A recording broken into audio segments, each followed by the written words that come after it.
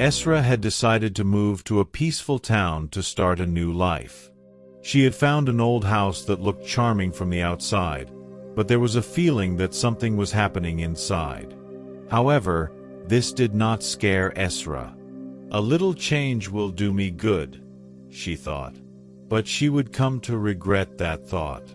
On her first night, she was quite tired from moving in. She fell asleep immediately. However, in the middle of the night, strange sounds woke her from her sleep. As she opened her eyes, she felt that something was moving inside the house. Her heart raced as she moved to see where the sound was coming from. As she walked down the corridor, she heard whispers coming from the walls. It felt like there were other spirits in the house. Trembling with fear, she approached the room from where the sound came. When she opened the door, it was dark inside, but she noticed an old music box playing softly. When she opened the music box, an old photograph inside caught her attention. The photo showed a family in old-fashioned clothes. They were all smiling as if they were about to step out. Esra froze when she saw the inscription under the photo, "Don't forget to join us." She immediately left the room and closed the door. As the night progressed, the sounds grew louder. Something was roaming inside the house. Esra decided to investigate the situation. She tried to learn the history of the house.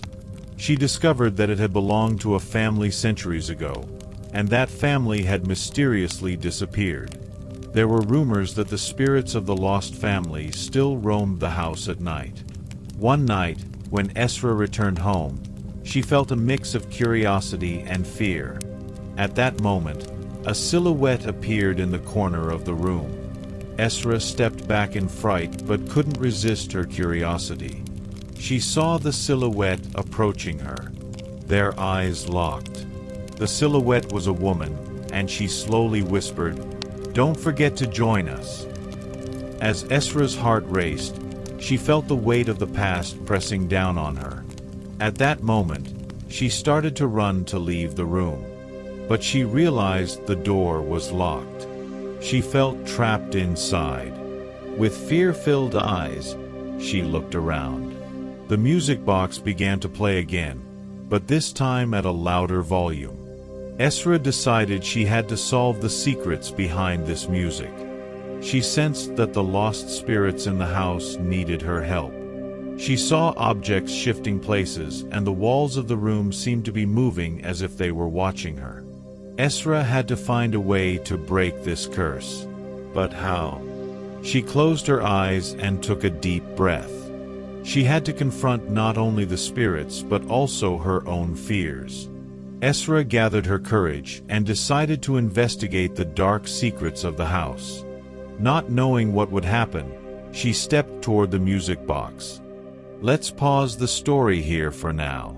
Where do you think Esra's adventures and fears will take her? Will she be able to confront the spirits? I'll leave you in suspense, and I would love to hear your thoughts in the comments. If you enjoyed the story, don't forget to like it. One night, she found an old music box in one of the rooms. She heard a melody playing inside. The melody revived the moment when the souls were lost. As Esra opened the music box, she felt the souls dancing around her. In that moment, she understood that the time for their liberation had come. Quickly, she gathered around the music box and began a ritual to free the souls. "You are free. Break the chains of the past," she shouted. As the music grew louder, the darkness within the house began to brighten. The souls, embracing one another, faded into a warm light. Esra felt joy seeing them freed. But just then, a flash of light emerged from the music box, and a dark shadow appeared. This was the last soul of the lost family, the curse of the house. "Did you forget me?" the shadow cried. Overcoming her fear, Esra replied, "No, I haven't forgotten you. But you must be free too." With the love inside her, she expressed her deepest feelings, saying, "Forgive what happened in the past and look forward." The shadow paused for a moment. Esra's words brought her peace and love. The darkness gradually transformed into light, and the shadow vanished. When the music stopped, the silence of the house returned, and the souls were completely freed. Esra knew that all memories would not be remembered again, but this time the lost souls would leave in peace. In the morning, as the sunlight shone on the house, Esra stepped outside with a smile. The lost souls were now free, and within her, a new peace had emerged. Esra took one last look behind her and took a deep breath. She no longer had worries. She carried a story from the past and hope for the future. And thus, the House of Lost Souls became a living space freed from the burdens of the past.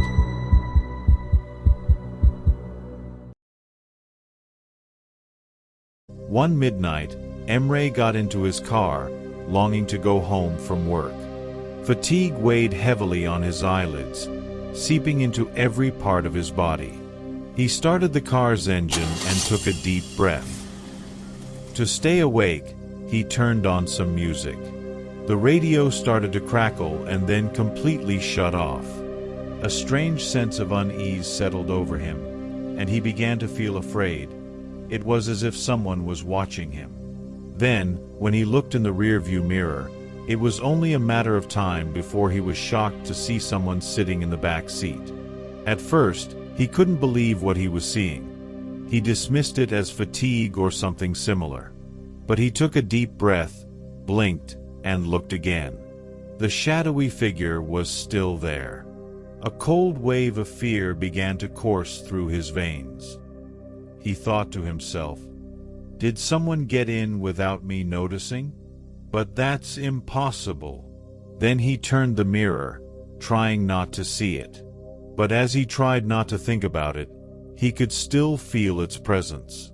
He reached out with trembling fingers towards the glove compartment. But at that moment, a whisper was heard in the silence of the car. "Don't you remember me?" Emre's breath caught in his throat.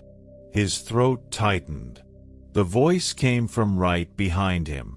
He couldn't muster the courage to turn around. Instead, his eyes darted to the rear-view camera. A blurry reflection appeared on the screen. A shadowy figure had tilted its head, watching him. Emre responded, "Who are you?" No answer came.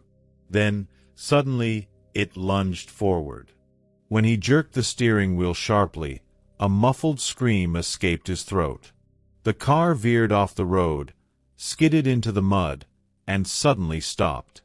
After the accident, he took a deep breath and slowly turned his head. The back seat was empty. He took a deep breath. Just exhaustion. Just my mind playing tricks on me.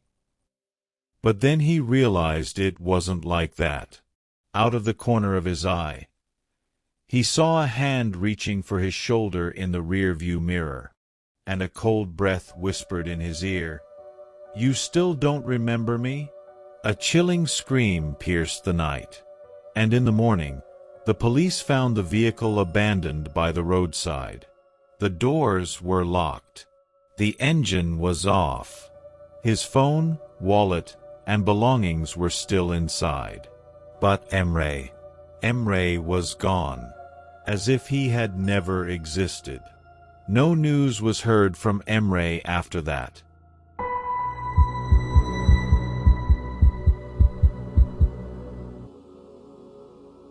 In Lily Town, everything changes when winter arrives. The town is filled with rumors of a mysterious being that appears each year as the darkest night of winter approaches.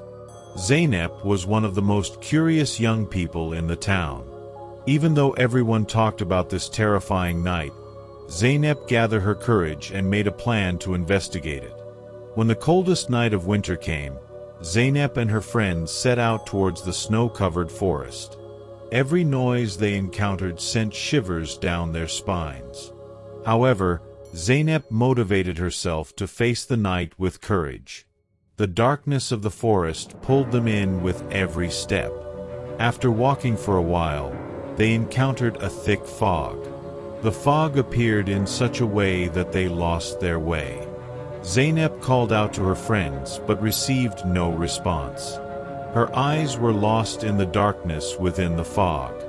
At that moment, she felt she was not alone.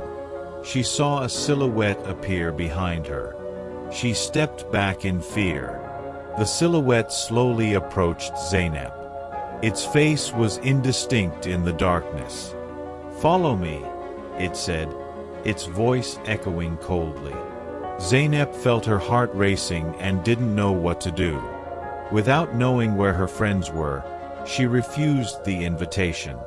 "Don't go," Zeynep shouted. But the silhouette retreated with a dark smile and suddenly vanished into the fog. Zeynep panicked and tried to turn back, but the labyrinthine appearance of the forest led her into a dead end. She scanned the area with her eyes but couldn't find her friends. After a while, she found an old stone under a dark tree. The inscription on the stone trembled with a cold breeze. "The face of the dark night feeds on your fears. If you do not confront your past, you will remain here forever." After reading the inscription, Zeynep began to understand how the curse spread over the town. Every year, this dark night swallowed souls.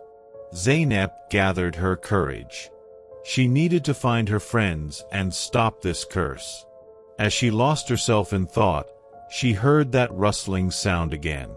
But this time, along with the sound, there were screams. The voices of her friends. She immediately started running in that direction.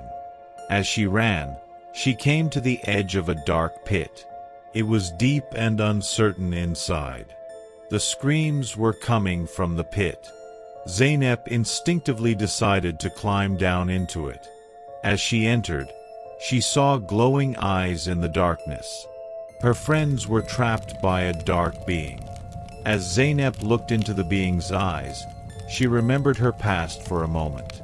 Her fears, anxieties, and failures. "Let them go," she shouted. With a courage that came from deep within her being, she stepped forward toward the dark entity. "My fears cannot hold me." The dark being could not withstand Zeynep's courage. The being symbolized fears, and by accepting them, Zeynep weakened it. It allowed her friends to be freed. The glowing eyes in the darkness eventually disappeared, and the being retreated. When Zeynep and her friends stepped out of the pit into the dark forest, they were met by the first light of morning. The curse of the dark night had ended thanks to their courage. Lily Town would never experience that terrifying night again. However, Zeynep's fears had not completely vanished. The experiences of that night continued to affect the town's dark past and its souls. Zeynep remembered a story she had heard from the town's elders. At the heart of the town was an old grave where the lost souls of the past found peace. With her friends, Zeynep decided to go to the town's cemetery. Perhaps they could find the lost souls there and figure out a way to free them. The cemetery was in the darkest corner of the town, filled with moss-covered stones.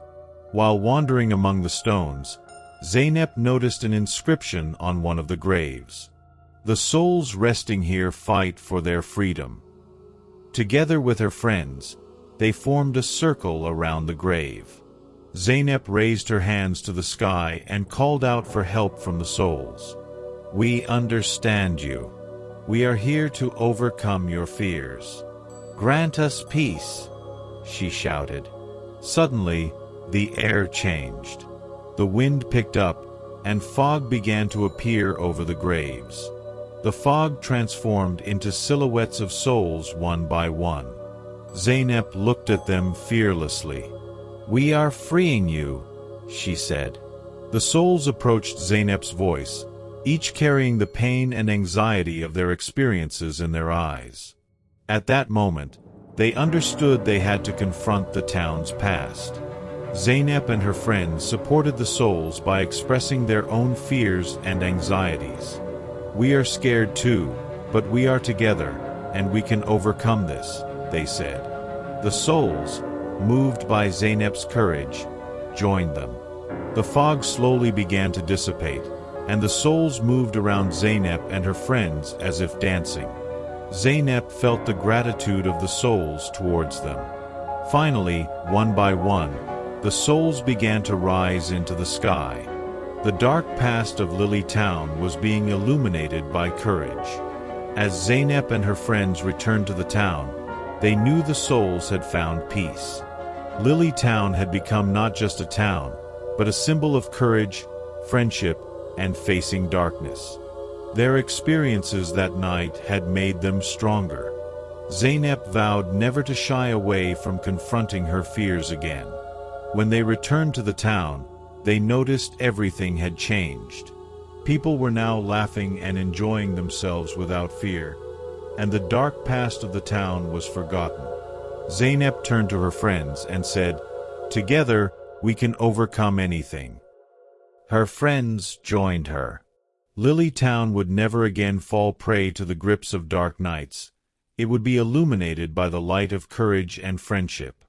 Zeynep and her friends were ready for a new beginning, prepared to overcome the darkness.